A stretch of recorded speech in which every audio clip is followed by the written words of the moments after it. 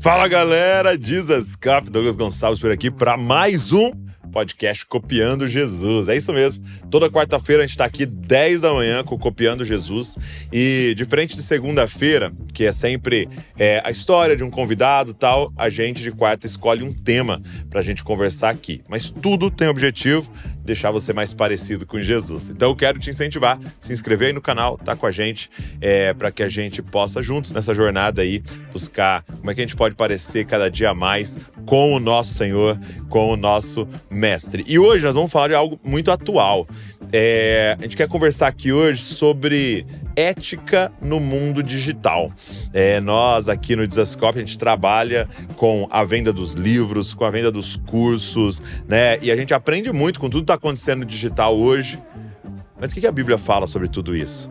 Qual que é o limite? Qual que é a ética de tudo isso? Então, vamos embora trocar uma ideia sobre isso hoje. Então, vamos lá.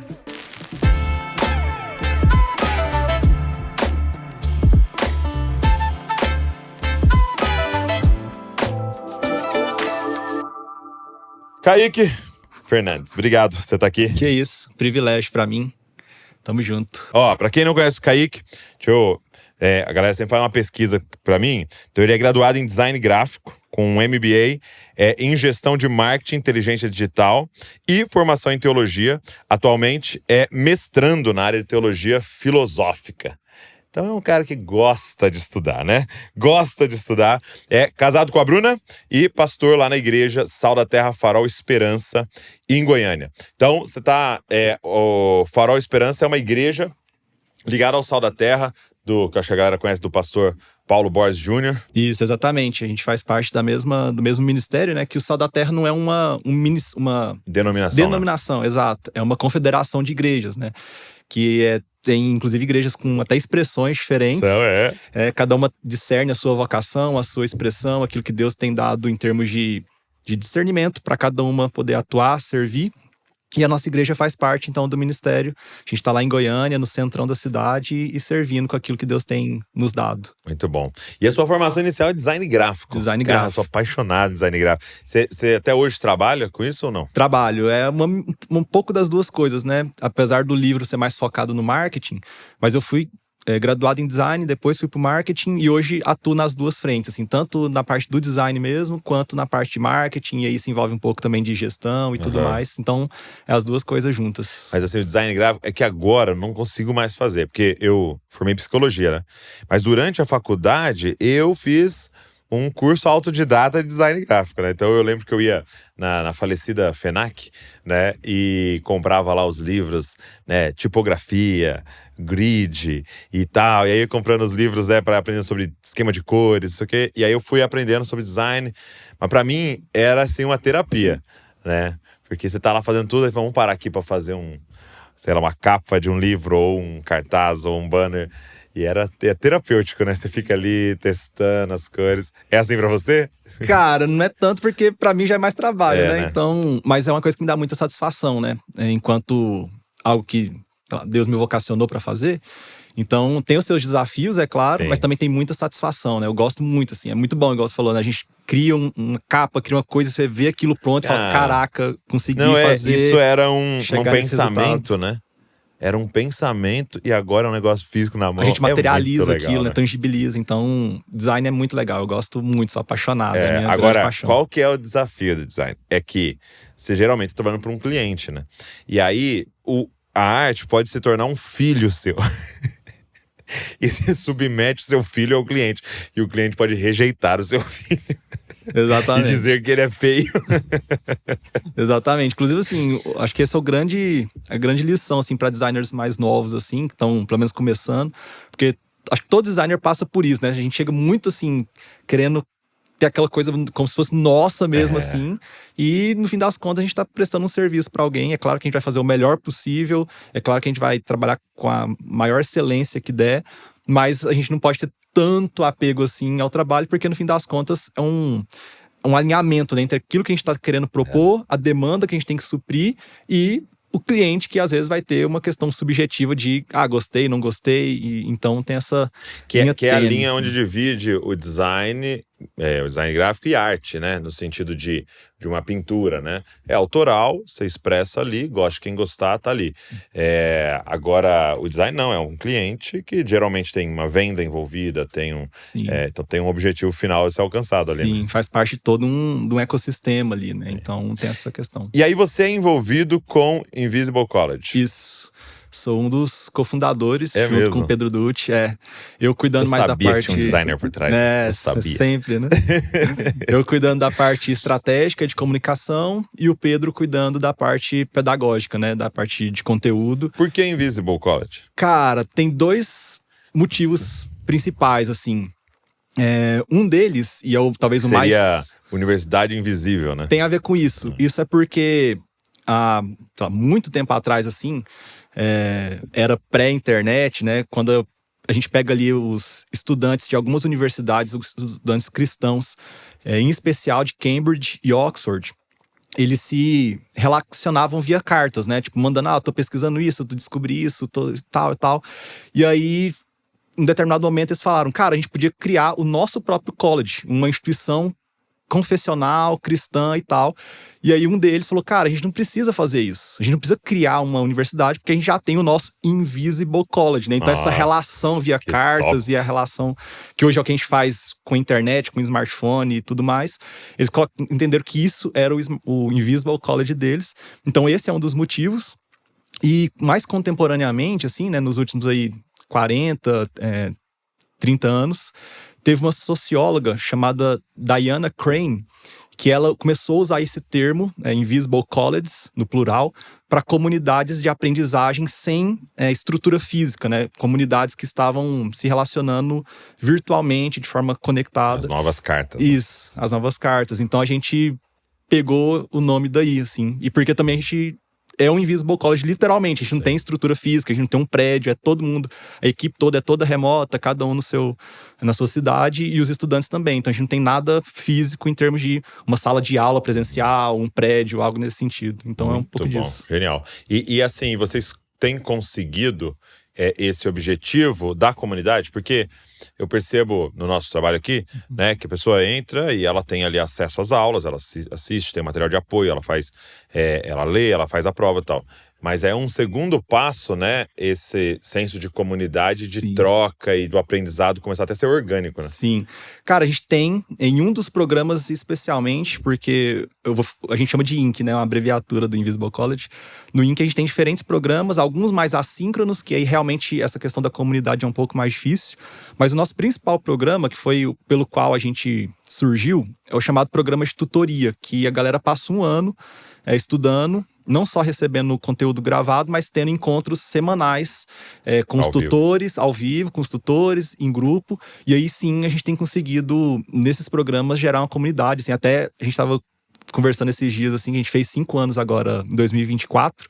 E nesses 5 anos, surgiram 4 casamentos de estudantes de lugares diferentes que se conheceram na escola. Tipo, gente, um da Bahia, o outro não sei da onde, um de Minas, um de São Paulo. Pode virar promessa de venda. Né? Quase isso. Já vamos entrar nessa. A gente brinca que o Pedro virou um casamenteiro, assim, né? E ele foi lá fazer? Não foi ele que foi fazer, entendi. foi os pastores locais, né, de cada um. Mas foram pessoas que se conheceram lá dentro, começaram a conversar, se encontraram em uma conferência de outros, não nossa, né, de outras iniciativas, se aproximaram e daí virou casamento. Então, isso tem sido um testemunho bem real, assim, essa questão de fato, gerar uma conexão, que era uma coisa que a gente até era um pouco cético no começo, assim, tipo, se isso era possível mesmo. Sim. Mas a gente tem visto uns testemunhos muito legais nesse sentido, né? Então, graças a Deus, tem funcionado, tem dado certo. Demais. Muito bom. Muito legal esse trabalho.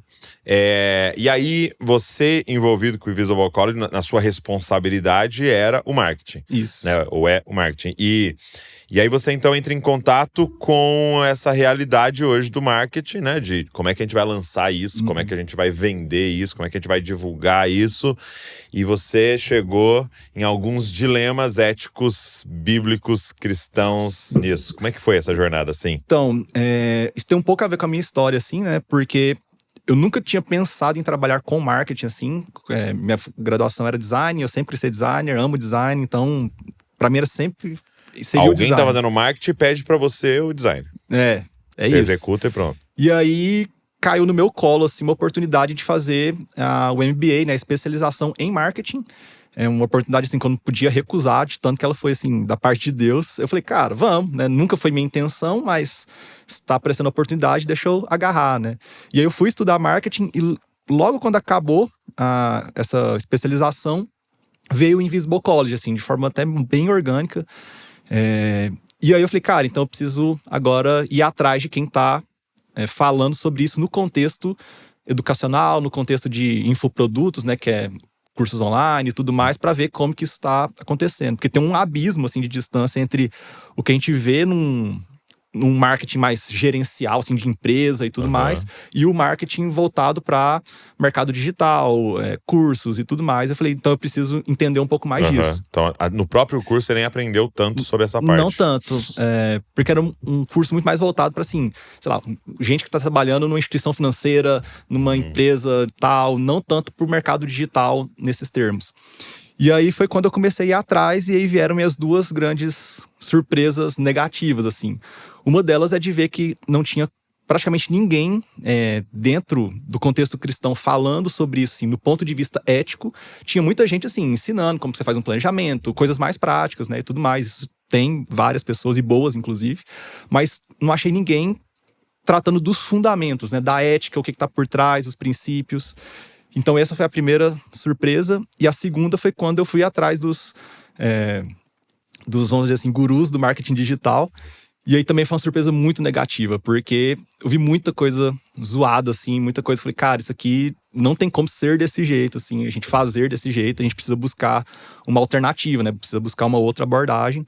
E aí foi quando eu comecei a tentar, então, conciliar essas duas coisas, né? O que eu já entendia de marketing, que eu tinha visto na minha especialização, com a fé cristã, e tentar propor uma forma de conciliar, fazer essa conciliação entre marketing e fé cristã, para atuar no Inc, né? Para atuar no Invisible College. Eu percebo, assim, que o nosso grande desafio é que, como cristãos, como seguidores de Jesus, tem vou chamar assim, né? Bem nos termos de Paulo Borges, né? Tem o quê que nós temos que fazer e alcançar. Então, eu quero ensinar a palavra, quero dar boa teologia para as pessoas e tal, né? Então, esse o quê, tá? Santo, redimido, beleza. Sim. Mas tem um como. E aí o Senhor nos chama para fazer o como também certo, né? Exatamente. Então, às vezes a gente fala assim, não, mas o fim é bom. Então não tem problema, eu vou fazer desse jeitinho aqui, eu vou dar esse jeitinho, vou usar essa estratégia que não é tão legal, mas eu sei o que eu tô propondo para as pessoas, né? Só que nessa jornada com Cristo, ele quer o como também, né? Sim, ele quer esse caminho. E é tenso, né? Porque ainda mais numa sociedade nossa toda corrompida, você fazer o certo gera várias perdas, né? Você pode citar algumas coisas, você viu assim, você falou assim, poxa, eu vi umas aberrações, assim, sem citar nomes, claro. mas que você viu assim que as pessoas estavam forçando a barra ali. Acho que tem muito, assim, de forma geral, o uso de recursos artificiais para objetivando a venda no fim das contas. Então, assim, de forma resumida, e é claro que eu tô falando aqui, não é todo mundo, né? Sim, é óbvio sim, que tem lógico. muita gente tentando fazer um trabalho sério, coerente, adequado, mas também tem muita gente que o objetivo final é isso, né? É só o quê, né? É só vender, não interessa o que eu vou fazer para vender. É só a grana da pessoa. É só a grana, não interessa nem até o conteúdo, às vezes é até ruim, é falacioso, é uma promessa falsa. Mas, por exemplo, umas técnicas, assim, de tipo, uma promoção que não é promoção. Então, tipo, isso aqui, só essa semana tá de tanto por tanto. E aí aquilo, claro, incentiva a pessoa a querer comprar, e não tem problema a gente fazer promoção. Só que aí você entra lá na semana seguinte, tá a mesma promoção, aí você entra daqui um mês, tá a mesma, você entra daqui um ano, tá a mesma. Então, não é uma promoção, é só um recurso artificial pra meio que forçar a pessoa a comprar aquele produto, achando que ela tá sendo beneficiada, quando na verdade não tá. Quando na Às vezes verdade fica até um cronômetro gigante, cronômetro, dá até medo, em né? 15 minutos, se você se inscrevendo, se você se inscreve em 15 minutos, você vai ganhar tal coisa. Aí você, nossa, deixa eu aproveitar isso aqui. Aí você entra daqui uma hora, tá os mesmos 15 minutos. Você entra daqui uma semana, tá os mesmos. Então, assim, um monte de recursos artificiais que o recurso por si só não é um problema, eu creio, quando ele é usado de forma legítima e verdadeira. Então, se os 15 minutos realmente são 15 minutos, tudo bem, é só um recurso legítimo e verdadeiro, você não tá mentindo pra ninguém. Mas se aquilo começa a ser usado de forma artificial, isso começa a ser um problema, né? Tem um outro caso que provavelmente todo mundo aqui já viu. A gente entra em algum site, sei lá, um site de hotel. Isso acontece muito em site de hotel e não significa que todos fazem. Mas aí aparece lá, tem 20 pessoas vendo esse mesmo quarto que você. Só resta 2 unidades. E aí que você fala, caraca, eu tenho que reservar urgente, vai pegar meu quarto. E muitas vezes esse recurso também é um recurso fake, assim, né? Tipo um algoritmo que fica gerando aquilo só pra te gerar... Entendi. Novamente, né? Não significa que todos são, Pode mas ser que alguns algum seja verdadeiro, né? Alguns fazem isso de forma mentirosa pra poder gerar essa ânsia de ir lá e reservar logo e não perder a oportunidade, assim. Então, muita coisa nesse sentido, assim, que eu fui vendo e eu falei, cara, não dá pra ser assim, né? Tipo, a gente realmente quer vender, é óbvio que quer. A gente precisa disso pro negócio se viabilizar, pra escola se viabilizar, mas não é a qualquer custo e nem de qualquer jeito, né? A gente precisa buscar, então, práticas que sejam coerentes, compatíveis com o que nós cremos, né? E foi assim que começou a nascer, então, o livro, né? Que o livro foi o projeto final disso, assim, né? O Clique Sem Bait, né? Isso, ele, na verdade, foi um curso antes, que aí o Pedro, né, que é o coordenador pedagógico, falou, cara, por que você não grava? Ele sabia que eu tava pesquisando, né, aplicando e tal, e a gente sempre conversa muito, assim, sobre isso. E ele falou, cara, por que você não grava um curso, então, sobre isso? Porque se você não achou, provavelmente muita gente também não encontra. E é uma forma de a gente estar servindo os profissionais da área e tudo mais. E aí, esse curso foi gravado, com outro nome, inclusive, era Call to Action, que é um termo do próprio marketing, assim, né? A chamada para ação. E aí, depois veio o convite da Thomas Nelson, de transformar o curso num livro. E aí, teve mais um trabalho de pesquisa, acrescentei algumas coisas. Mas aí, saiu com o nome de Clique Sem Bait, também fazendo uma... O que significa, pra galera entender, o que significa o termo clickbait? Então, clickbait, numa tradução quase literal, assim, é como se fosse uma isca, né? Tipo, bait é uma isca. Clickbait é quando, por exemplo, a gente vê uma notícia sensacionalista do tipo, fulano faz não sei o quê, e você fala, caraca, deixa eu clicar, e quando você clica, a notícia não tem nada a ver com aquilo, é só uma isca para você clicar e acessar a notícia ou alguma coisa nesse sentido. Então, clickbait é isso, né? Aquela coisa muito alarmante, muito sensacionalista, só para te fazer clicar naquele anúncio ou naquela notícia, naquele resultado de busca ali no Google, que é uma prática, também mais uma prática, entre aspas, comum, dentro do meio digital. E aí eu quis fazer essa brincadeira assim com a expressão e colocar clique sem bait, né? Ou seja, a gente quer os cliques, a gente quer que as pessoas venham, tenham acesso, mas sem os baits, né? Sem as iscas, sem esse recurso que acaba enganando e, de certa forma, até manipulando as pessoas. Então, veio daí. Muito bom, muito bom. Cara, como é importante a gente, de tempos em tempos, ir parando e tendo que repensar assuntos, né? Por quê? Porque agora nós estamos envolvidos em tudo isso, né? Quando você vai fazer um curso e aprender, você vai aprender com o que está sendo produzido aí, você não tem como ir lá numa faculdade cristã e tal, e aprender, você aprende. Então a gente vai ter que aprender a fazer um filtro, né? Sim. E a palavra de Deus vai ter que ser esse filtro natural pra gente olhando, porque tem um monte de coisa legal, um monte de coisa boa, mas esse filtro natural de o que a gente retém dali e o que a gente joga fora, né? Sim, exatamente. A gente tentar... Acho que nosso desafio, assim, enquanto cristãos, né? Ter cada vez mais profundidade no texto bíblico, profundidade nas escrituras, entender e discernir o que Deus coloca ali pra gente enquanto princípios pra nossa vida de forma geral, porque a gente tem a condição, então, de lidar com qualquer coisa da realidade, tendo esse filtro, né? Tendo as escrituras e o que o texto bíblico diz pra nós, como um filtro pra gente lidar com a realidade. E aí a gente acaba, quando a gente consegue fazer isso, né? Buscando esse discernimento em Deus, isso nos livra de 2 extremos, né? Que é ou ir para um radicalismo legalista e quase monástico, do tipo, não posso me envolver com nada, porque são coisas do mundo e isso vai me prejudicar e me contaminar e tudo mais. E eu acho que isso é um problema. Sim. Mas também não ir para um outro extremo, que tudo não tem nada a ver com a minha fé, eu posso usufruir de tudo, de qualquer jeito, de qualquer forma, e a minha fé é para a igreja, a minha fé é para devocional, e quando na verdade não, né? Nossa fé diz respeito a tudo da nossa vida, a integralidade de quem nós somos e da realidade que o próprio Deus criou, né? Então a gente buscar esse discernimento para atuar na realidade com sabedoria, eu acho que é uma necessidade cada vez maior nossa, em especial nesse mundo cada vez mais complexo que a gente vive, né? Então, eu acho que... Eu vi um livro, cara, e espero que algum dia alguém traga pro Brasil, ou quem sabe a gente mesmo pode ir atrás.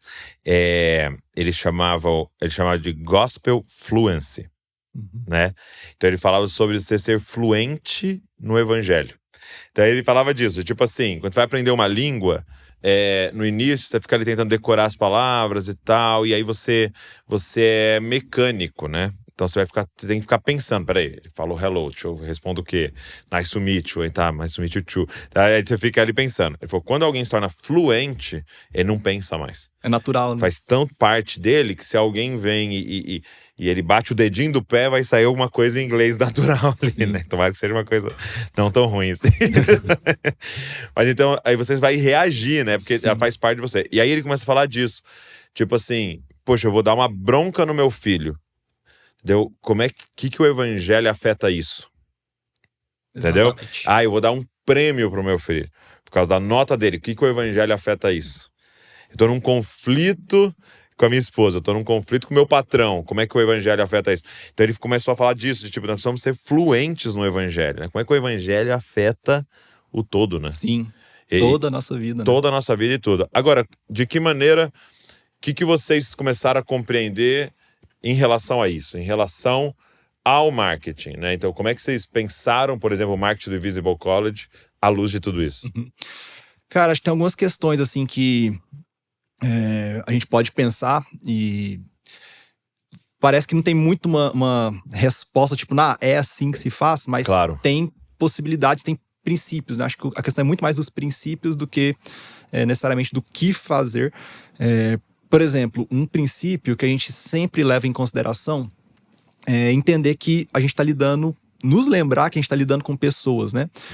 Porque o meio digital, e em especial nossas relações interfaceadas por tela, às vezes parece que a gente está lidando, a gente esquece que a gente está lidando com pessoas, né? E a gente vê muito isso nas tretas de Twitter, de tudo mais, né? O indivíduo ali, ele se esquece que do outro lado tem um ser humano. E que esse ser humano, ele é criado à imagem da semelhança de Deus. Isso não é pouca coisa. E o mesmo vale para quando a gente está vendendo ou oferecendo um produto ou um serviço para alguém, é lembrar que esse alguém é alguém criado à imagem da semelhança de Deus. Então eu não posso fazer nada que vai prejudicar essa pessoa. Eu não posso mentir para ela. Eu não posso abusar da ansiedade dela, da sua... daquilo que eu sei que pode gerar alguma sensação ruim nela. Então é buscar práticas para, ao invés de abusar do outro, num certo sentido, mas de reconhecer a dignidade daquela pessoa e isso ser traduzido em práticas, né? Então, isso vai pro oposto daqueles exemplos que eu te dei. Então a gente vai fazer uma promoção, é uma promoção de verdade, não é um artifício falso. A gente não vai ter uma linguagem apelativa do tipo sensacionalista só para mexer com o emocional dela e ela ir ali por impulso e querer comprar. A gente, por exemplo, uma coisa que é um detalhe muito simples, mas pra gente faz muita diferença. Toda vez que a gente vai comprar um curso, um produto, a gente aceita os termos daquele serviço, né? E geralmente é uma coisa assim, um juridiquês danado que ninguém entende, a pessoa só vai lá. É pra você não ler, né? É pra você não ler, você só vai lá, aceita e bora. E a gente começou a mudar isso, ainda que a gente sabe que também ninguém vai continuar lendo, mas tá lá. A gente tá tentando ser coerente até nesses detalhes. Então a gente mudou toda a linguagem, a gente tentou buscar na própria diagramação assim, dos termos, antes de começar o texto bruto, colocar um resumo ali dos principais pontos, tipo, você tem até tal dia para cancelar, você tem tal e tal condição, tal coisa, faz um resumo, depois vem um texto, assim, uma coisa sutil, mas que eu acho que traduz um pouco dessa busca que a gente está tentando ter por coerência. Incentivar as pessoas a não se inscreverem a qualquer custo. Isso a gente sempre faz, assim, que tem as lives de lançamento, né? Tipo, geralmente isso acontece. Mas a gente pede para que as pessoas de fato discernam se aquilo faz sentido para ela ou não, se aquilo vai... Se ela tem condições de realmente se comprometer com aquele curso ou não, para ela tomar uma decisão, ponderar, pensar, ao invés de só se inscrever por impulso.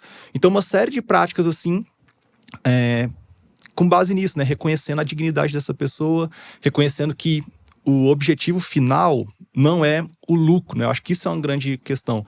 Porque se a gente coloca o objetivo final como lucro, ainda que o lucro seja importante, como parte de um desdobramento, mas não como o resultado final, a gente passa a fazer qualquer coisa para chegar nesse resultado. E o resultado não... O objetivo final não pode ser o lucro. O objetivo final é formar pessoas, é contribuir com a formação das pessoas.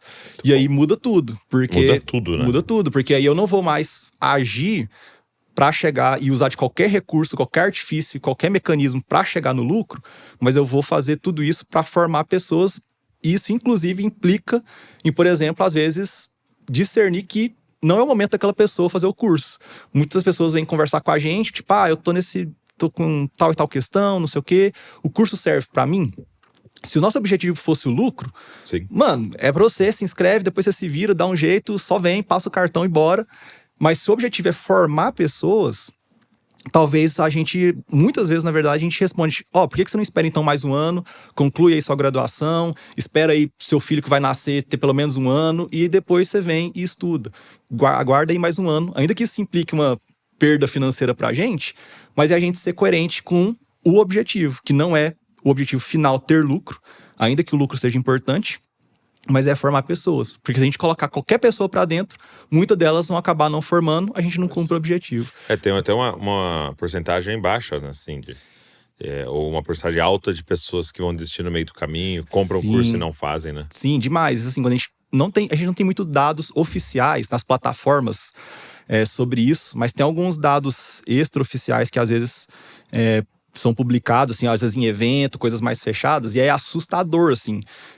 Uma porcentagem enorme de gente que não conclui e uma porcentagem enorme de gente que sequer abre os cursos, né? Então, assim, gente que compra, ali fica empolgada, uma coisa mais momentânea, e sequer chega a abrir o curso que comprou, assim. E no fim das contas, tá gastando um dinheiro à toa, né? Então, quando a gente muda toda essa abordagem, a gente tenta fazer com que o maior número possível de pessoas efetivamente façam e efetivamente tentem chegar até o final para cumprir esse propósito que é formar. Esse negócio do lucro, né? Uma vez eu ouvi um cara perguntando para um grande empresário e tal, falando assim, poxa, qual que é o objetivo? Era mais ou menos assim, qual que é o objetivo da empresa e tal? Aí ele falou assim, não, pergunta besta, né? Porque eu sei que é dar lucro e tal, né? Aí ele falou, não. Ele falou assim, dinheiro é igual respirar. Ele falou, então, o ser humano, para a empresa, o dinheiro é igual ar, assim como para um ser humano. Uhum. Então, o ser humano, se estiver sem ar, ele morre. Uma empresa, se estiver sem dinheiro, ela morre. Ele falou assim, agora, quem é que vive para respirar? Objetivo da minha vida, respirar. Ele falou, não, você respira para cumprir os objetivos da sua vida, né? Aí você vai casar, você vai ter filhos, você vai fazer outras coisas. Então a empresa é a mesma coisa. Então dinheiro é o ar, realmente, é fundamental. Se ninguém se inscrever, vai acabar o Invisible College, acabou. Agora, não tem como aquilo ser o objetivo final. É só uma ferramenta para o cumprimento de um propósito, né? Exato. E aí eu acho que é o lugar central da parada, né? De toda mudança de mentalidade, né? Sim, exato. A gente fazer essa virada de chave, né? E é uma coisa que a gente vê muito, assim, até quando a gente estava falando lá sobre as promessas dos gurus, né, e tudo mais. Eu vejo que muita gente, assim, vai para o meio digital, por exemplo, com essa expectativa, assim, quase que redentora do tipo, não, se eu for pro digital, minha vida vai mudar, vai transformar, vou viver bem e acabou. Como se fosse quase com uma coisa mágica, assim, né? E na verdade não é. E isso, o problema é que aí coloca essa expectativa e coloca o lucro, né, como objetivo final. E, no fim das contas, não é uma coisa mágica, do tipo, só de eu estar lá, só gravar e jogar lá, a coisa se vende, eu ganho dinheiro, e não funciona assim, né? É um negócio como qualquer outro que exige planejamento, exige estruturação, exige uma série de questões para que aquilo efetivamente funcione de forma adequada, né? Então não é essa coisa mágica que todo mundo que tá de fora acha que é, bom, vocês sabem muito bem disso, assim. É mentira, gente, é mentira. E assim, eu acho que seria, por exemplo, nós estamos falando aqui sobre o curso e lançamento e tal, mas a dinâmica é muito parecida, por exemplo, com a produção de conteúdo, né? Então, o nosso trabalho aqui gira até mais em torno de produção de conteúdo. Então, eu vou fazer um vídeo aqui, né? E aí, de novo, você pode querer fazer um vídeo que vai dar um clickbait, né? Então, como é que tem sido o nosso processo? É compreender dois caminhos, né? O que Deus, qual é a vontade de Deus, o que Ele quer que a gente aborde, qual tema, e também analisando o que o corpo de Cristo hoje está precisando. Então a gente fica sempre nessas duas coisas, compreendendo essas duas coisas. E às vezes aquilo não é popular. Então assim, nós estamos sentindo, nós estamos tendo aqui discernimento que nós precisamos gravar sobre tal tema, beleza. Agora, claro, a partir do momento que a gente escolheu o tema, qual é a forma mais efetiva de isso chegar no maior número de pessoas? Então eu não vejo problema de usar as ferramentas que estão disponíveis, legais, para você pegar isso aqui e empacotar da melhor forma para alcançar o maior número de pessoas. Então se pode alcançar 1 milhão, por que vai alcançar 10 mil? Né? Se pode alcançar 10 mil, por que você vai só para 100 pessoas? Então o que alcança? O que não pode é inverter o raciocínio, né? Sobre o que a gente vai fazer que alcance 1 milhão de pessoas? Não. Aí você vai entrar num caminho perigosíssimo. Sim. De ficar achando. E aí que a galera começa só a querer gravar de polêmica, querer gravar da última notícia, querer dar opinião em tudo, coisa que você nem sabe. Você não vai falar da guerra da Ucrânia? Cara, eu não sei falar com propriedade da guerra da Ucrânia. Chama quem sabe, né? Exato, e tem outros fazendo, e não tem problema. Mas você está nos direcionando a falar sobre esse assunto aqui. Então, eu vejo que é um grande desafio o tempo inteiro, né? Sim. Para nós que estamos no digital, né? E a gente tá falando aqui do Dizascope, que alcança bastante gente, mas todo mundo tá aqui, né? Que tá lidando com o digital ali, tem essa tentação o tempo inteiro, né? Sim. Porque no fim das contas é uma coisa muito sedutora, né? Pô. Ainda que a gente fala, não, isso aqui é pra Deus, mas tem uma tentação envolvida nisso, assim. Quando a gente publica um conteúdo e a gente vê gente aí, começa uma pessoa a comentar e outro repostar e a coisa começa a chegar a mais pessoas. Tem uma tentação nisso, né? E se a gente não tem muita clareza sobre tanto o que, né? Tanto quanto a finalidade, quanto o propósito, a forma de chegar nesse o que, esse como, é muito fácil da gente ceder essa tentação. E aí entra no que você falou, a gente começa então a pegar a polêmica da vez e só tratar de polêmica e vira aquela coisa muito mais para gerar alcance do que para fazer aquilo que Deus está nos chamando para fazer. E aí, quando a gente discerne, então, que a gente vai tratar dos assuntos que, seja pelo que a igreja está precisando, seja porque é aquilo que a gente entende e vai falar, é lícito a gente usar dos recursos que nós temos, né? Fazer uma boa, uma parte gráfica boa, fazer aquilo que tem uma área, né, que é o copyright, né, que é você escrever de uma forma que vai ser clara e vai comunicar com as pessoas, né? Tem todo um estudo sobre isso. Se você faz isso sem o objetivo de manipular, sem o objetivo de mentir, sem ser uma coisa muito alarmista, sem ser uma coisa, um clickbait, né, como a gente falou, isso é legítimo fazer. E é legítimo que profissionais dessas áreas exerçam suas vocações. Sim. Que é outro grande desafio, assim, que quando eu estava na pesquisa do curso e do livro, eu fui vendo, assim, o tanto de gente que começou a achar que, não, marketing é uma coisa ruim, então eu tenho que sair e abandonar a profissão. Cristãos, assim, né, em crise em relação à sua fé com aquela vocação que Deus tinha dado para aquela pessoa, porque não via uma forma de conciliar as duas coisas, né? E aí é muito triste, porque muita gente acaba abrindo mão da sua vocação por conta de um discurso equivocado do tipo, marketing é ruim, marketing é negativo, marketing é uma coisa que só prejudica, marketing manipula, e aí acaba colocando na conta do marketing um monte de coisa que não necessariamente é aquilo que o marketing está se propondo a fazer enquanto uma área do saber, né? Enquanto uma ciência e enquanto uma coisa que tem gente séria pesquisando, propondo e desenvolvendo, e enquanto uma vocação legítima da parte de Deus para nós, né? Então isso é bem, bem desafiador, foi uma das coisas que me motivou a poder escrever e tentar auxiliar os profissionais da área nesse sentido. Eu gosto muito de um autor chamado, não sei se você já leu, chamado Simon Sinek, né? E ele tem um livro que é o mais conhecido dele, que é o Comece pelo Porquê, né? Então ele fala muito disso, né? De você compreender, de forma individual, né, o seu propósito, mas também de forma organizacional, qual é o propósito daquela organização e ter a coragem de ser fiel a esse propósito, né? Sim. Então, poxa, a gente quer formar pessoas mais parecidas com Jesus. Então nós vamos fazer isso em todas as formas que der, né? E uma das coisas que ele falou que eu achei muito legal ele começou a dar, assim, exemplos de empresas que fazem isso. Aí o grande exemplo dele é a Apple, né? Então, que comunica um porquê, um propósito, né? Então, você percebe que o porquê da Apple é think different, né? Ou seja, inovação. Pense diferente. Então, nós vamos inovar. Então, o que nós for fazer, nós vamos inovar. E eles têm sido fiéis a esse propósito, né? Então, eles entraram na indústria da música, revolucionário, entraram no celular, revolucionário, entraram no relógio, revolucionário. Então, beleza. Eles vendem o quê? Inovação. Sim. Né? Aí ele deu um outro exemplo que eu achei muito interessante. Ele falou assim, qual é o propósito, o porquê da HP? Ele falou assim, a gente não sabe. Né? Então, ela não divulga isso pra gente, ela divulga o produto. E achei muito legal porque ele falando que há anos atrás, não sei se você pegou essa época assim, a HP tentou lançar um MP3. Não lembro. Entendeu? Mas aí, olha que interessante. Ninguém lembra.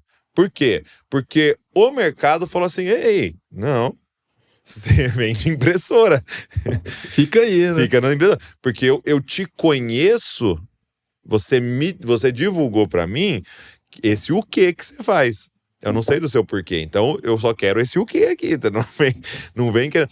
E aí você pegar uma empresa como a Apple, que era uma empresa de computador, e que lança um celular e dá certo, e lança um relógio e dá certo, aí, entendeu? Mas era porque ela não era uma empresa de computador, mas de inovação. E por que eu tô falando isso? Porque é isso que eu comecei a perceber, por exemplo, no nosso trabalho aqui. E acho que para todo mundo que tá começando nisso, assim, você acreditar nisso. Cara, se Deus te deu uma direção e um propósito, cara, tenha coragem de gastar a vida nisso, mesmo no início não dando tão certo.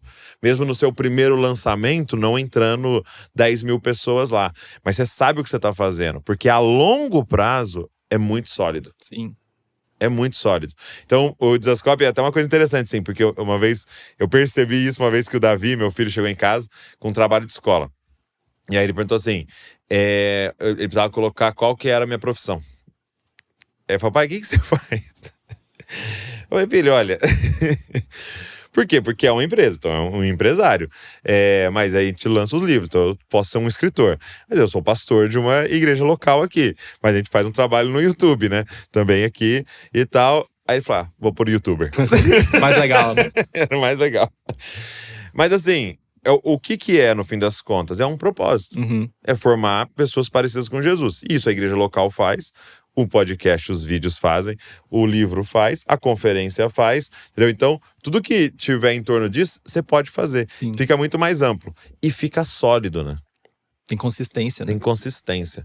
Porque as pessoas que estão lá sendo formadas pelo Invisible College, elas vão falar com outras. Uhum. E a pessoa que comprou e nem fez, não vai falar com outras. Né? Então, a longo prazo, isso é muito mais sólido, até na visão de marketing, né? Sim. Porque a gente tá falando aqui do propósito, de ser verdadeiro, mas até pensando em lucro.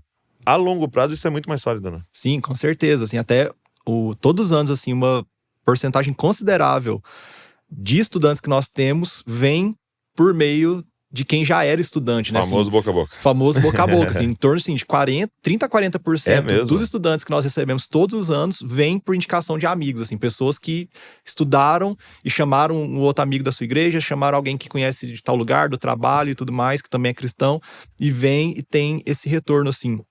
Então, essa questão de oferecer algo sólido, e eu acho que mais do que sólido, assim, a gente ser coerente com a promessa que é feita, eu acho que isso é muito importante, porque muitas vezes o que acontece é, há uma promessa do tipo, quem entrar nesse curso, quem comprar esse livro, quem vier nessa conferência que seja, vai ter isso. E aí chega lá e não tem aquilo que é prometido. Então, o que a gente sempre conversa sobre isso, né? Eu e o Pedro, assim, a gente tá constantemente falando disso. Quando a gente vai criar um novo programa, né, alguma outra coisa dentro da escola, a gente fala, cara, a gente tem que ser 100% fiel ao que a gente vai prometer. Se a gente não consegue entregar aquilo... Eu diria até entregar mais, né? Até entregar mais, às vezes você ia falar isso, né, assim, prometer menos do que o que efetivamente a gente vai entregar, porque a gente age de forma coerente, né? Porque é muito ruim quando há uma promessa do tipo, não, vem pra cá e você vai ter tal coisa, vai ter, sei lá, um acompanhamento, vai ter não sei o quê, e aí chega lá e não tem nada daquilo, ou tem de uma forma muito, quase que só pra cumprir um check, assim, mas sem realmente importar com aquilo que foi prometido. Então eu acho que o nosso grande objetivo, e isso vale pra toda iniciativa nossa enquanto cristãos, né, pra qualquer tipo de negócio, é a gente ser coerente com o que a gente promete, prometer aquilo que cumprir com aquilo que está sendo prometido ao nosso público, né? É aquele versículo, né? Seu sim seja sim, seu não seja não, que passar disso vem do maligno, aplicado aos negócios. É isso, é basicamente isso. Tem uns negócios do maligno, né? Cara, mas isso é. E assim, usando o exemplo, né, que a gente estava usando aqui da Apple, eu lembro que lendo a biografia, quando o Steve Jobs morreu, saiu uma biografia, e os caras contando o quão criterioso ele era com a parte de dentro do computador. E nenhuma empresa era, porque ninguém vê. É o gabinete fechado ali, só técnico que abre aquilo ali. Tanto faz se o fio tá cor com cor, organizado. E ele ficava lá com os caras de não, você tem que organizar e ficar bonito dentro. Tanto que teve até uma época que ele lançou um transparente, lembra? Sim. Que dava pra ver dentro, né? Mas eu acho que passa por isso, né? Porque tem uma parte da empresa, da entrega, que não estão vendo, né? E você decidir ser excelente e íntegro nessa parte, né? Em tudo, né? É. Em tudo. Tem um pastor amigo que ele foi pra Coreia do Sul num evento de uma igreja e tal, né? E aí ele chegou lá, a igreja tinha tipo assim, sei lá, 50, 60 mil membros. Então ele fazia uns 5 cultos com 10 mil pessoas no domingo. Então imagina. E aí ele falou, cara, que ele começou a ficar chocado. Por quê? Entrava 10 mil pessoas, saía 10 mil pessoas e entrava 10 mil pessoas. E não tinha um papel de bala no chão. Não tinha uma sujeira, não tinha nada fora do lugar. Ele falou que ele começou a ficar em crise. Tipo assim, não é possível, cara. Não é possível que os caras sejam tão excelentes. Aí ele falou que ele foi no banheiro. E ele falou que ele ficou tão em crise que ele falou assim, eu vou achar um erro. Eu vou achar um negócio. Aí ele foi no banheiro, não é possível. Aí ele foi no banheiro, aquele negócio limpo, cheiroso e tal. E aí ele falou que a pia, assim, ó, encerada assim. Ele pegou e abaixou pra olhar embaixo da pia. Aí ele olhou embaixo da pia, os caras tinham polido embaixo da pia. Caramba. Aí ele falou que tinha um funcionário ali, um voluntário até, na verdade, da igreja. E aí ele falou, poxa, cara, tô em choque, vocês enceraram embaixo da pia, né? O cara respondeu assim pra ele, então, é porque muitas vezes as pessoas limpam aonde os homens vêm. A gente quer limpar onde Deus vê. Caramba. Matou. Já então era. É isso, né, cara? Imagina se a gente vivesse com essa consciência, né? Demais. Eu acho que é isso, né? A gente fazer todo o nosso trabalho, tudo aquilo que a gente tá fazendo. Porque é muito louco isso, né? Enquanto você tava falando assim, porque parece que a gente vive quase com um ateísmo meio prático, assim, né? No sentido de a gente perde a consciência de que tudo que a gente tá fazendo é diante de Deus, né? Tudo, absolutamente tudo. Se eu tô aqui gravando esse podcast, eu tô fazendo isso diante de Deus.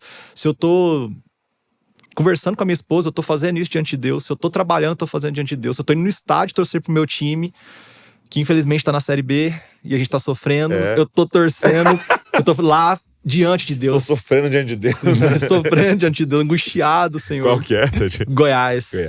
E não vai subir esse ano, não mas vai ano que vem estaremos lá, se Deus permitir. Esperança renovada. Então a gente tem essa consciência, porque a gente vive como se... Nossa, cara, é um ateísmo Deus é uma ideia quase, né? Uma coisa que tá muito distante. E aí não interessa o que eu vou fazer aqui. E a gente tem que, então, tentar recobrar, reter essa consciência de que tudo é diante de Deus, né? Deus, ele não só criou a realidade e jogou ela pra gente viver, mas ele é o sustentador e ele tá envolvido na sua própria criação e tá a todo momento, tudo que a gente faz é diante de Deus. Se a gente entende isso e verdadeiramente vive dessa forma, o que não é fácil, eu não tô falando aqui que é fácil, é desafiador pra caramba, mas se a gente tiver essa consciência, isso transforma nosso trabalho, isso transforma a nossa vida, isso transforma tudo o que a gente faz, porque tudo vai estar sendo feito com a consciência de que é diante do Senhor, né? Cara, isso é demais. É a presença de Deus, né? É um termo que banalizou pra gente, assim, que a gente fala muito, mas é isso, né, cara? É a presença de Deus. Porque se seu pai terreno tivesse do lado ali, assim, olhando, tinha certas coisas que você não faria?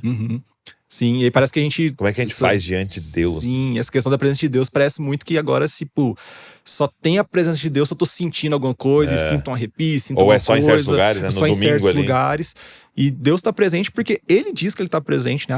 O texto bíblico fala pra gente que Ele tá presente a todo momento. Então, não depende do quanto eu tô sentindo ou não, do quanto eu acho ou não, mas é o que o texto fala pra gente, né? Então, a autoridade disso tá no texto bíblico. E eu acho que até um próximo passo que a gente tem que dar em questão de empresas, né? Porque por muito tempo a gente pensou assim, nossa, essa empresa aqui, ela é cristã, ela é envolvida com o reino. Então, o que significava? Ela pega parte do dinheiro e investe no reino, né? Mas a forma de fazer empresa era igual a todas as outras. Muitas vezes pagando muito mal seus funcionários, quase que abusando dos fornecedores, fazendo o serviço ali da forma mais rápida e que gere mais lucro tal, e prejudicando até de algumas maneiras, mentindo em umas certas coisas e tal. Mas como eu pego parte do lucro e invisto em missões, é uma igreja do reino. Eu acho que é um segundo passo, né? Da gente falar, cara, como é que te reforma a forma... Se Jesus fosse dono de uma empresa, como é que ele faria? Como seria, né?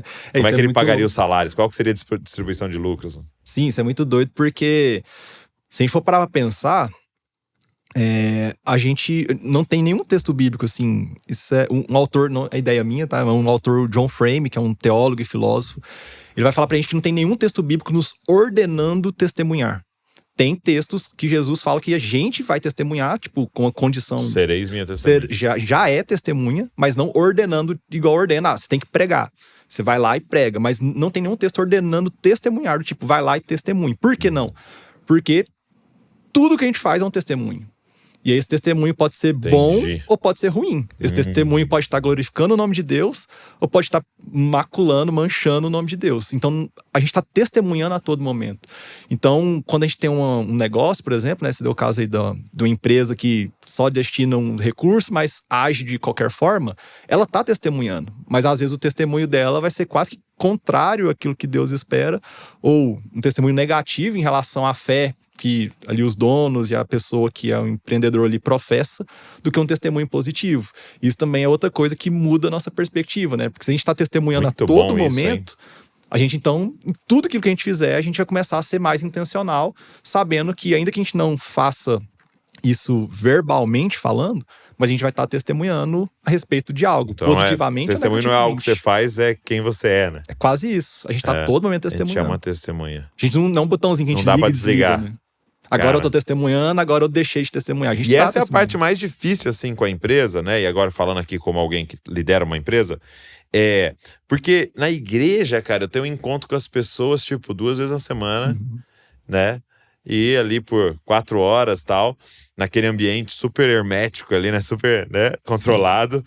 Agora na empresa é 40 horas que as pessoas estão ali e vendo as suas decisões. Então, por exemplo, a pessoa que cuida do financeiro aqui, ela tá o tempo inteiro falando pra mim, tem esse imposto, tem isso aqui, como é que a gente vai pagar o salário dessa pessoa? Tem a opção de fazer isso ou não fazer, entendeu? E tal, e ela tá ali, e é o que você falou, você tá testemunhando, tipo assim, o tempo inteiro. Aí tem alguém lidando com a sua agenda, tem alguém lidando com o seu WhatsApp, tem alguém vendo suas redes sociais, então é o tempo inteiro uma testemunha. E se ali for um testemunho de Cristo, né?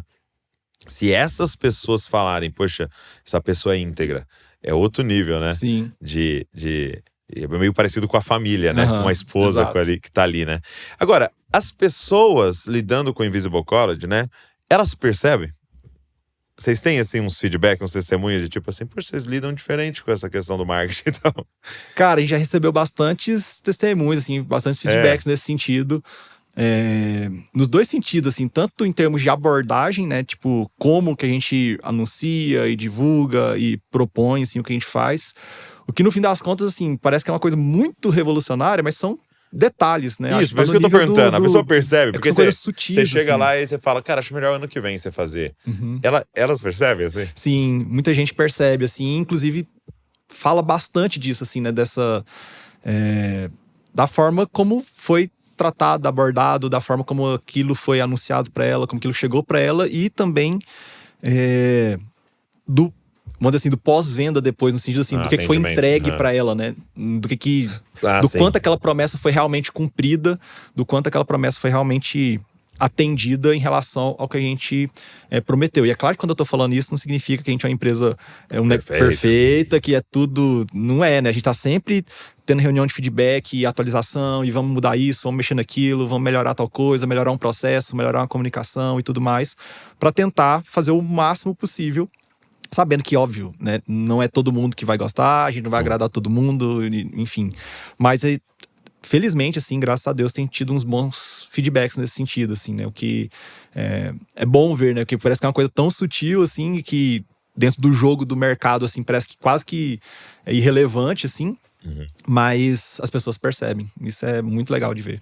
Pô, isso é muito bom. E é um testemunho, né? Sim, demais. E tá de novo testemunhando. Até a Nath tinha colocado pra mim um assunto interessante, que ela tinha, que é das 3 perspectivas da ética cristã, né, pra você falar. O que é essa perspectiva normativa, essa perspectiva situacional e essa perspectiva existencial? Legal. Isso aí, também quem desenvolve é esse autor que eu mencionei, o John Frame, né? Eu me apropriei assim, dele para aplicar aqui no contexto do marketing. Mas quando a gente vai estudar a ética de forma geral, ética como um todo, a gente tem pelo menos 3 grandes possibilidades, 3 grandes escolas éticas. Uma primeira é a chamada ética deontológica, ética dos deveres. Então, eu faço algo porque eu acredito que aquilo é o certo. Então, por exemplo, eu vejo R$100 aqui no chão, eu vou pegar e não vou ficar pra mim. Eu vou, gente, ó, teve que eu vou achar o dono e tudo mais. Por quê? Porque eu creio que isso é o certo a fazer e pronto. É uma ética dos deveres. Uma outra ética, a chamada ética teleológica, que é a ética das finalidades. Tem muito a ver com aquela questão de, finalidade é o lucro, então não interessa o que eu vou fazer, eu tenho que chegar nesse objetivo, que é ter lucro, por exemplo. É uma ética da finalidade, né? Tipo, os fins justificando os meios. E tem uma outra escola ética, que é a ética existencial, que é o que interessa é o que eu acho que é o certo, não por uma norma externa, não por um objetivo final, mas por aquilo que eu acho que é o certo. Então, se eu faço o que eu acredito que é o certo, eu tô eticamente coerente. Se eu não faço, eu tô eticamente errado, mas eu sou o próprio critério. E aí, o John Frame vai falar pra gente, quando a gente pensa numa ética cristã, a gente não escolhe uma ou outra dessas, mas é como se fossem as 3 juntas.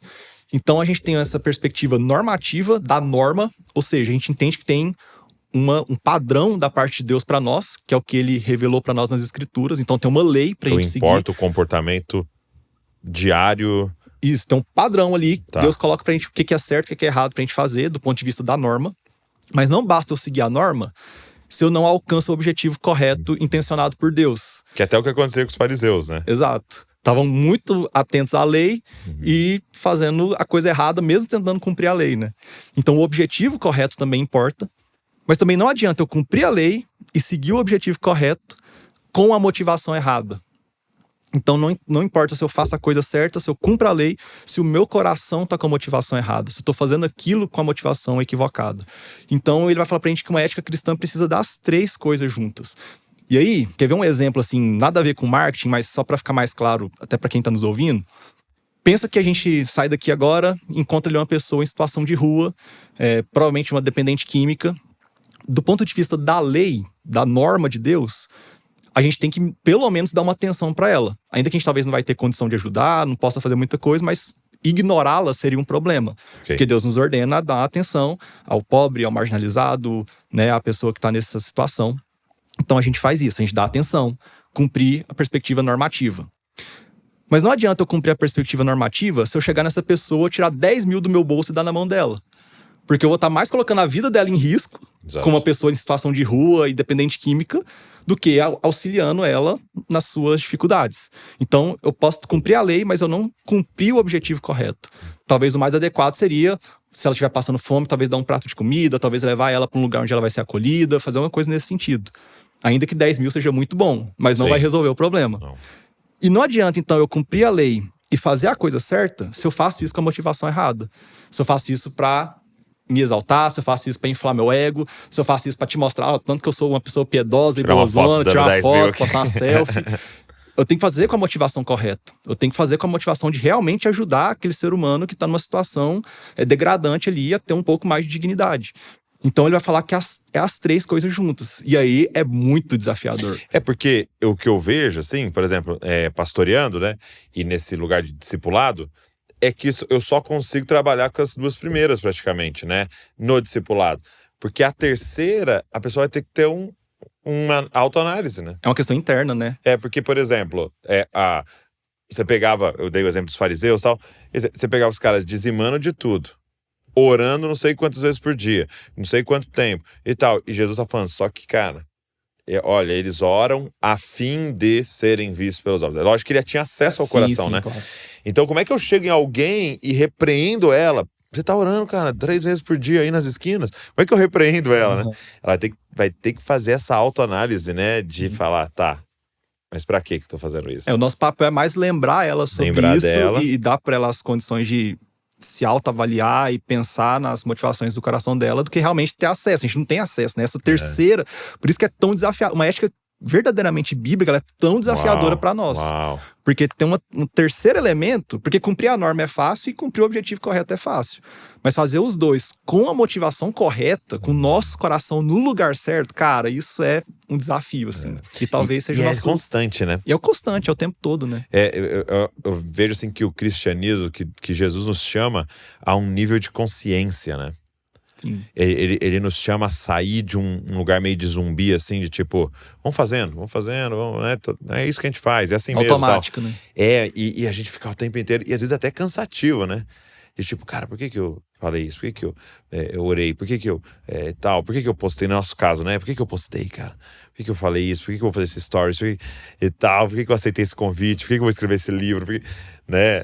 É um constante análise, e às vezes você se engana, né? Não, isso aqui é nobre, isso aqui é pra ajudar as pessoas. Aí lá na frente você fala, não, eu acho que era mais pra eu aparecer mesmo. Sim.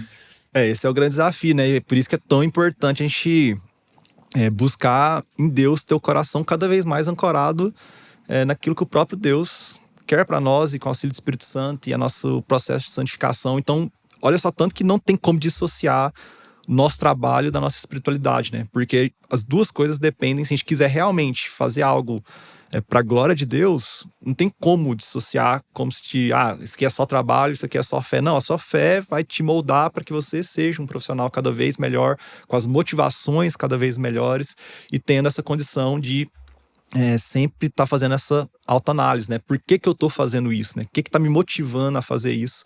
E aí a gente também, por um lado é isso, e por outro lado nos livra de começar a ser um pouco legalistas, do tipo, igual uma galera que às vezes fala assim, não, você vai, sei lá, fazer um trabalho social, não publica foto, porque se estiver publicando é porque você tá fazendo aquilo pra se aparecer. E talvez não é. E talvez a pessoa tá com motivação do tipo, não, tô fazendo isso pra talvez mais pessoas verem, se inspirarem, tá com uma motivação boa em fazer aquela publicação.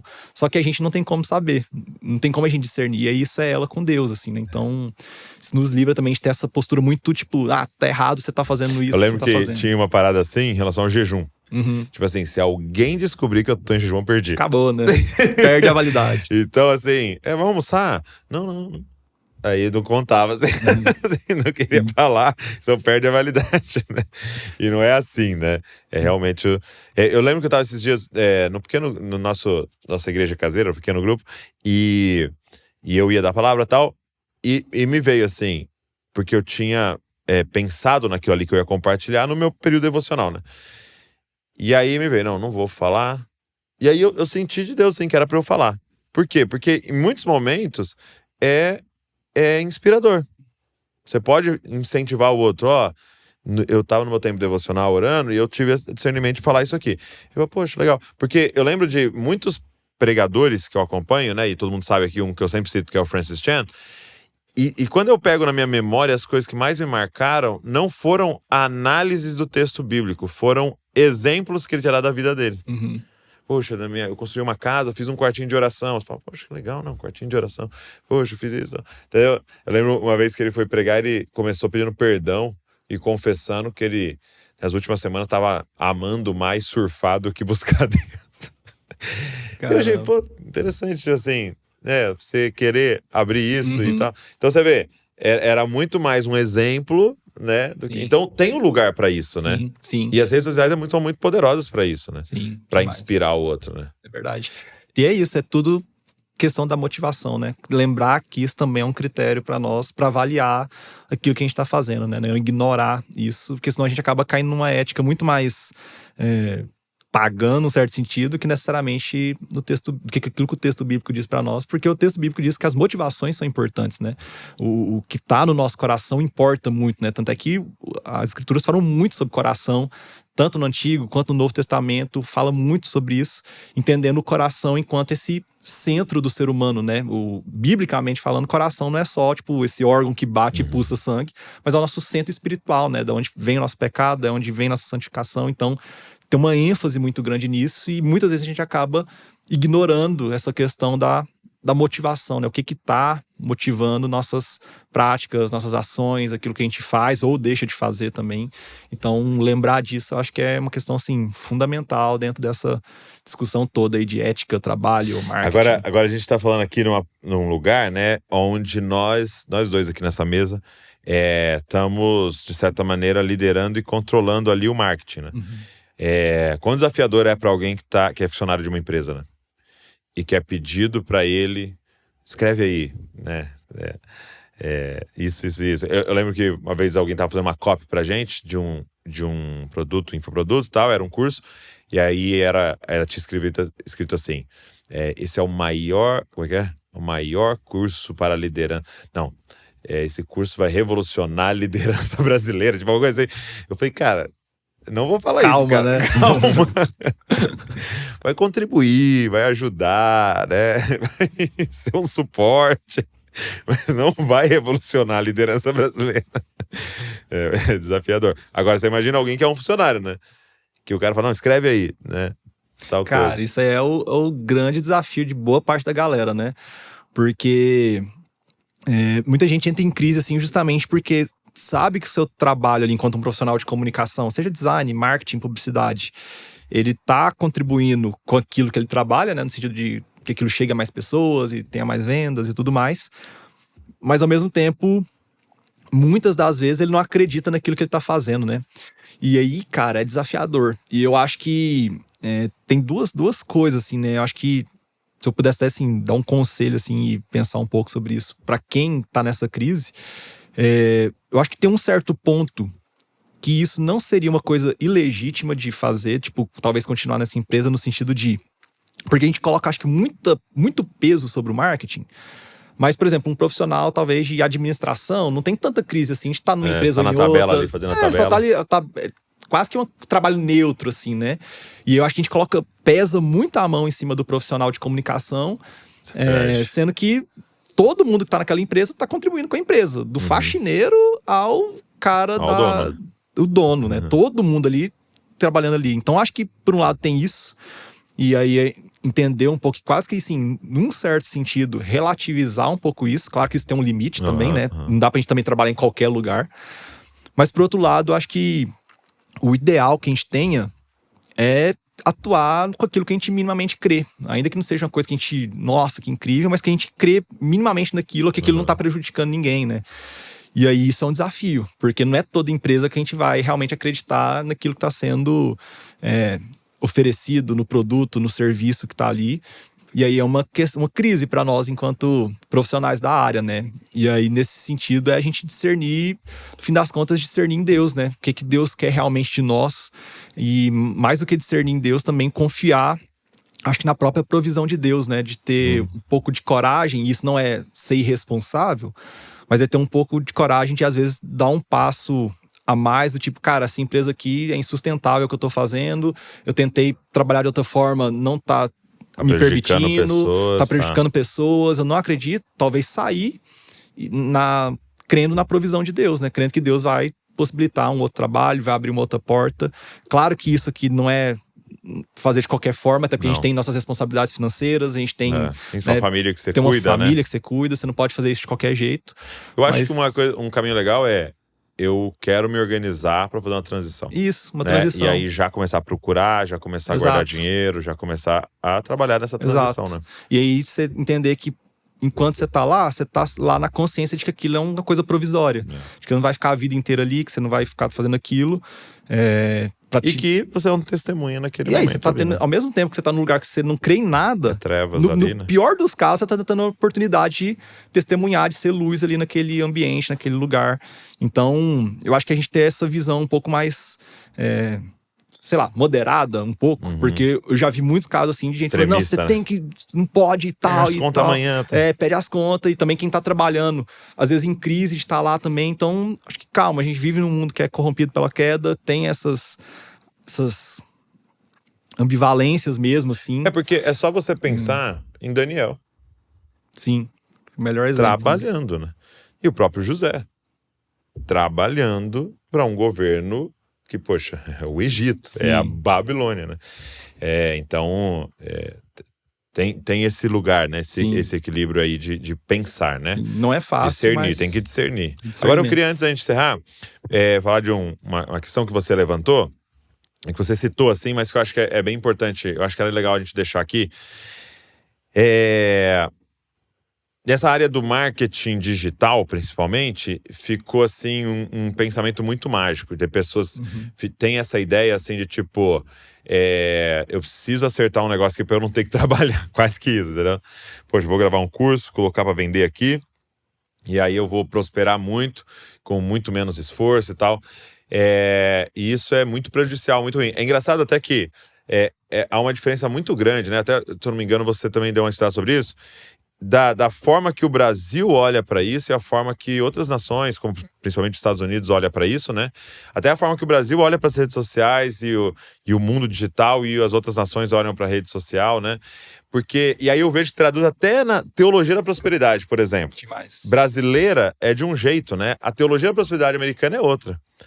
A teologia, que eu percebo, a teologia da prosperidade americana cara, Deus vai te abençoar no seu trabalho e você vai ficar milionário aí no seu trabalho. Entendeu? Aqui Deus vai fazer uma mágica, vai aparecer milhões na sua conta, entendeu? Tipo assim. Sim. Né? E as duas estão erradas em sua teologia, mas pelo menos aqui o cara trabalha. Sim. Cara, isso é muito louco, assim, né? Quando a gente pega os dados, assim, nas pesquisas, é impressionante. Eu não sei falar o porquê disso, acho que ninguém consegue entender o porquê, mas o tanto que o brasileiro gosta de mídia, assim, de mídia social. O Brasil, assim, quando a gente pega as médias... É número 1? Número 2. Agora eu não vou saber quem que tá na frente, cara, eu não lembro, mas... Tem geralmente as pesquisas colocam o Brasil... colocam o Brasil como o segundo país que mais usa mídia social. Tempo de internet nosso é maior que a média global, tempo usando internet. O quanto o brasileiro segue influenciadores, né? Pessoas que são influencers, é maior que a média mundial. O brasileiro gosta mais de influenciador do que o resto do mundo, não sei por que mais gosta. Então, assim, quando a gente pega os dados todos, assim, o Brasil tem essa questão de mídia, assim, de conectividade, de querer estar online, estar publicando, estar vendo, estar assistindo, estar consumindo. E isso acaba se traduzindo, por exemplo, nesse boom que a gente teve do marketing digital aí nos últimos 5 anos, por exemplo. Com a pandemia, né? Principalmente com a pandemia. E aí o grande lance disso tudo, né, que você falou a questão do trabalho, né, que muita gente acaba olhando para o marketing digital, e mais do que o marketing digital, né, acho que isso está até mudando um pouco agora para a questão do influenciador, né, chamada creator economy, né, economia de criação, de criatividade, de produção de conteúdo, vendo isso como quase uma resposta para resolver a vida, né, quase uma expectativa redentora, né, que a pessoa coloca toda a sua fé, sua aposta naquilo, e quando na verdade talvez Deus não está chamando ela para fazer aquilo, né? Ela só quer fazer aquilo para se viabilizar dos seus problemas, se viabilizar financeiramente, ter uma condição social X, quando ela não é talvez vocacionada para aquilo. E aí eu acho que o grande lance nisso tudo é porque a gente, por algum motivo também que eu não sei dizer qual, parece que a gente quer formas de ter uma vida fácil, né? E a gente vê isso se traduzindo, por exemplo, no boom que as bets estão tendo, as apostas online, os tigrinhos da vida. Todo mundo buscando uma forma de resolver sua vida, para um atalho para ter uma vida fácil. Quando o que Deus nos ordena fazer, quando a gente vê isso, sim, tem vários textos que tratam disso, desde Gênesis 2, falando que Deus criou o ser humano para trabalhar, né? Isso é um dos propósitos do ser humano, trabalhar, pegar a vocação que Deus nos deu, exercer essa vocação e desenvolver a criação de Deus, né? O chamado mandato cultural que a gente tem, que a teologia fala disso. E mesmo quando a queda vem, quando o pecado entra no mundo, corrompe a realidade, Deus continua ainda colocando o trabalho como uma coisa boa para o ser humano, ainda que laboriosa, ela se torna laboriosa, né? Se torna algo desgastante e tudo mais, mas continua sendo uma intenção de Deus para o ser humano, né? E isso vai o Antigo Testamento, o Novo Testamento, né? Efésios 4 fala, né? Tem uma instrução apostólica para nós, né? Fala, aquele que roubava, não roube mais, mas trabalhe com as próprias mãos, com as próprias mãos, para que você tenha com o que com o que ter para repartir com o seu próximo, né? Então, aquele que não trabalha não coma. é isso. Tem um monte de texto que nos fala sobre a importância do trabalho. E às vezes a gente acha que trabalho é só uma coisa enfadonha que a gente tem que fazer para sobreviver. Não. Quando na verdade, ao trabalhar, a gente está exercendo a vocação que Deus nos deu, apontando para a redenção em Cristo. Se a gente faz isso de uma forma coerente e desenvolvendo a própria criação do Senhor, né? A própria realidade onde Deus nos deu. Por isso que discernir nossas vocações e exercê-las é tão importante e fundamental para nossa vida, assim, ao invés de tentar buscar atalhos. Não que o enriquecimento por si só seja um problema, ter uma grande quantia de dinheiro, né? O texto bíblico não condena isso, condena a gente amar isso, colocar esperança nisso, mas exercer nossa vocação, independente se isso vai nos deixar rico ou não, porque no fim das contas a questão não é essa, né? O ponto não é esse. Muito doido, né? Porque se você pensar numa coisa que existe hoje, que não existia, acho que as pessoas às vezes não param para fazer essa reflexão, que antes você tinha os famosos e eles sempre estavam... a fama era um efeito colateral de algo que eles fizeram. Uhum. Então, o cara é o melhor jogador do mundo. Então, ele tem uma habilidade ali quase que sobrenatural e aí ele é famoso por isso. O cara foi um pintor que fez uns quadros que, meu Deus do céu, então aí ele tinha uma fama, efeito colateral do coisa. Ou o cara tem uma capacidade de ator, de atuar, que você entra no personagem, aí o cara ficou famoso por causa dessa habilidade, né? Agora você tem o famoso porque é famoso. É uma coisa muito doida, né? A fama antes era uma consequência, agora se torna o ponto de partida. O ponto. Né? Então, assim, eu tenho a impressão que ela dá esse boom ali com as Kardashians, né? Uhum. Nem sei se eu falei certo. Kardashians. E aí, que era... O que elas fizeram? Não, elas são famosas. É isso, né? Elas são famosas. Então, tipo assim, eu sigo porque ela é famosa, né? E você não tem... Eu não tô indo ver o gol que ela faz, a pintura, ou... Não, ela é famosa, entendeu? Então surge um novo paradigma da fama pela fama, né? Assim, e o quão prejudicial se tornou isso, né? Porque, de novo, porque é parecido com o dinheiro, né? Se vira o fim, já perde todo o sentido da questão, e aí você vai começar a negociar muitas coisas, né? E é tentador, né? Porque quando você consegue ter um alcance grande desse, se você não tá com o coração no lugar certo, você começa a ter influência, você começa a ter poder, isso te traz retorno financeiro, te traz privilégio. Então, assim, é muito tentador. E aí a gente volta novamente na questão da motivação, né? Onde que tá o coração quando a gente, se Deus nos permite, estar numa condição dessa, por exemplo, né? Eu falo pro Davi, né? O Davi vinha com umas histórias, meu filho, né? Tem 11 anos. Ele vinha com umas histórias assim, não, eu vou ser milionário. Eu vou ser milionário. Eu falo pra ele assim, cara, não é sobre isso. Eu falei pra ele assim, a minha pergunta é qual problema você vai resolver no mundo?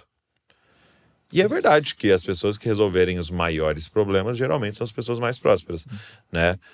Um dia alguém tentou chamar um táxi e não conseguiu e falou, eu preciso resolver uma situação, essa questão aí, e criou um negócio chamado Uber e outros aplicativos e tal, e esse cara deve ser bilionário, porque ele resolveu um grande problema, né? Alguém queria pedir comida, não tinha o cardápio de todos os restaurantes da cidade, alguém, entendeu? E fora que deu oportunidade de emprego pra um monte de gente, renda para um monte de gente, um monte de restaurante melhorou por causa disso, então você vê, é uma solução de problemas, né?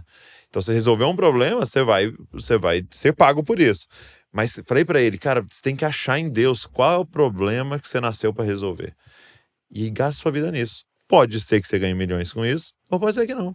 Mas, cara, você vai deitar no travesseiro, com a cabeça no travesseiro e falar, cara, tá valendo a pena. Sendo fiel a Deus, né? No fim das contas, né? Ganhando muito ou ganhando pouco, assim, com a consciência de que a gente tá sendo fiel ao que Deus nos chamou pra fazer, no fim das contas, né? Acho que isso é o que mais importa. Seguinte, vou deixar o link aqui do clickbait, clique sem bait,